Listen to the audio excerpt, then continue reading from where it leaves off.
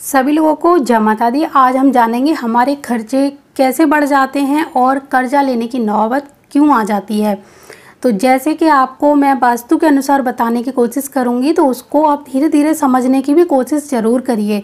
अगर आपके घर में एस यानी साउथ S5 बोल सकते हैं, जिसको दक्षिण दिशा से लेकर W1 तक आपके घर का अगर मुख्य द्वार आता है, तब कर्जे लेने की नौबत आ जाती है। और अक्सर हमने देखा है कि इस तरह के जो घर होते हैं, इनमें किसी न किसी व्यक्ति पे थोड़ा बहुत कर्जा ज़रूर पाया जाता है, यानी ये दिशा कर्जे के लिए इंसान को उकसाती है। तो आपका घर भी अगर S5 से लेकर W1 तक के एरिया में आ रहा है, यानी मुख्य द्वार आ रहा है इन एरिया का, तब आपके घर में भी कर्जे की नौबत या तो आ चुकी है या फिर अभी तक नहीं आई है। तो इसको कैसे बैलेंस करें, तो सबसे पहले मैं आपको बताना चाहूँगी कि कभी भी साउथ का जो घर है, S5 से लेकर W1 तक की एंट्री वाला जो घर है, इसको नहीं लेना चाहिए। ये घर बैलेंसिंग वाले नहीं होते, यानी इन पे कितने भी उपाय कर लिए जाएं, ये लाभ नहीं देते। इंसान को इन उपायों से कोई बहुत लाभ नहीं मिलता है। अगर कोई व्यक्ति बहुत ही अधिक धार्मिक हो, दान पुण्य करने वाला हो, या फिर जिसके ऊपर गुरु की बहुत अति विशेष कृपा हो या ईश्वर की कृपा हो, बस वही व्यक्ति इन घरों को बैलेंस कर सकता है या इन घरों में इतनी मुसीबतों के साथ रह सकता है। तो अगर आप बहुत सारी मुसीबतों को झेल सकते हैं और इस तरह के हैं, तभी आप इन घरों में रहना शुरू करिए। क्योंकि वास्तु का एक्सपर्ट कोई भी होगा, वो आपको इन घरों को फ्री में लेने के लिए भी मना करेगा, क्योंकि इसमें एक बार व्यक्ति चला गया तो बहुत सारी परेशानियों में फंसता ही फंसता है। तो यहाँ पर सिर्फ एक परेशानी कर्जे की नहीं आती है, यहाँ पर बीमारियों से लेकर ऐसी परेशानियाँ आती हैं कि व्यक्ति लाख चाहने के बाद भी इन एरिया से यानी इन परेशानियों से उभर नहीं पाता है। तो अगर आपका भी मुख्य द्वार इन दिशाओं में है, तो थोड़ा बहुत उपाय करके देखें। भगवान ने चाहा तो कुछ हल मिल जाएगा, नहीं तो आप मान के चलिए कि इन दिशाओं में उपाय करने का कोई लाभ नहीं होता है। यानी S5 में मुख्य द्वार है, तो वहाँ पर लाल कलर का आप पेंट कर दीजिए, टेप लगा दीजिए और तांबे की पत्ती डाल दीजिए मुख्य द्वार के बीच में। और दहलीज आपको ज़रूर लगानी है इन एरिया में बने मुख्य द्वारों पर। इसी तरह आपके S5 से लेकर W1 तक के जितने भी द्वार हैं, वहाँ पर आपको दहलीज ज़रूर लगानी है।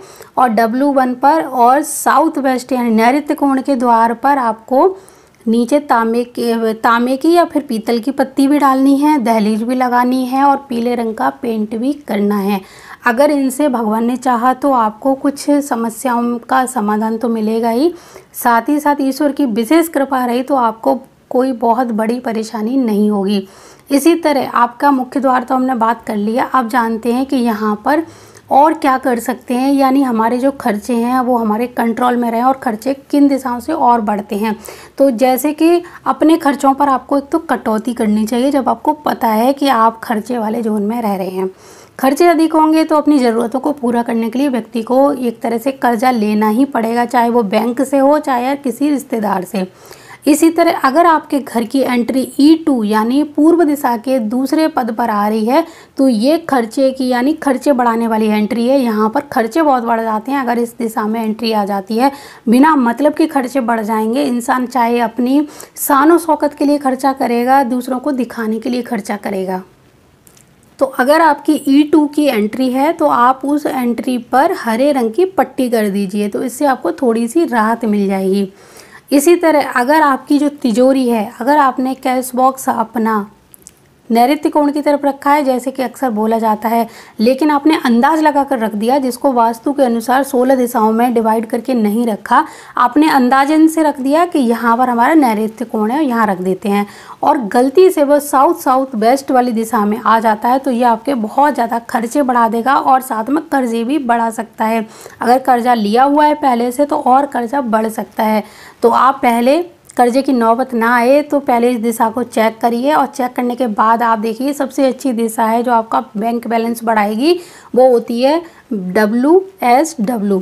तो उस दिशा में अपनी तिजोरी रख दीजिए। गलती से भी आपकी SSW में तिजोरी आ गई तो आपको बहुत ज़्यादा नुकसान देगी। तो WSW पर आप अपनी तिजोरी को रख देंगे तो आपके जो खर्चे हैं वो कंट्रोल हो जाएंगे और आपका बैंक बैलेंस खर्च होना कम हो जाएगा और वो धीरे धीरे बढ़ना शुरू हो जाएगा। बढ़ने का मतलब है आप जो काम करेंगे, जो कमाई करेंगे, उसका खर्चा अब एकदम से कम हो जाएगा।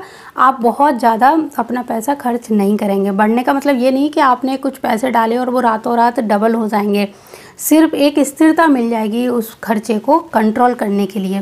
तो आपको ये ध्यान रखना है, यहाँ पर तिजोरी रखना बहुत अच्छा माना जाता है, यानी WSW जोन में। ये आपको 16 दिशाओं के मैप के पर ही पता चलेगा कि ये आपका WSW कहाँ पर आ रहा है। दूसरी बात, आपको अगर ज्योतिष के माध्यम से बताई जाए, बहुत सारे लोग इस बात पर विश्वास नहीं करते हैं, लेकिन यकीन मानिए आप करके देखिए।